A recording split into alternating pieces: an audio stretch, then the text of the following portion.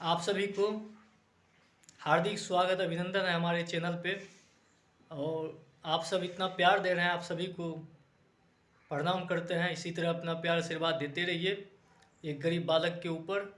और आज सभी लोग विरोध कर रहे थे कि खेसारी भैया ये बोला वो बोला, तो आज देख सकते हैं कि भोजपुरी में सभी लोग मिल करके रहना चाहिए। और विवाद तो वैसे होती रहती है, विरोध तो होती रहती है, बट जब टाइम आता है तो सभी को मिल के काम करनी चाहिए।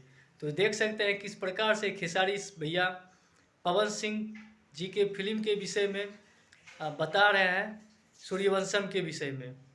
तो आप देख सकते हैं खेसारी भैया सूर्यवंशम फिल्म को लेकर के सभी से विनती कर रहे हैं कि आप लोग जाइए और सूर्यवंशम फिल्म को अपना प्यार आशीर्वाद सिनेमा के दीजिए। लिए जय हिंद, जय भारत। इसी प्रकार से बस हम आप सबके मैं बीच अपील वीडियो यही लेकर के करना आते चाहता हूं कि रहेंगे। आप लोग अगर सभी मल्टीप्लेक्सों में वीडियो जाकर को अच्छा लगे लाइक और करिए, इस शेयर सिनेमा करिए, को कमेंट आशीर्वाद और करिए प्यार दीजिएगा तो और सब्सक्राइब इतना तो जरूर है कि बहुत हमारी मेहनत लगता है एक वीडियो बनाने में।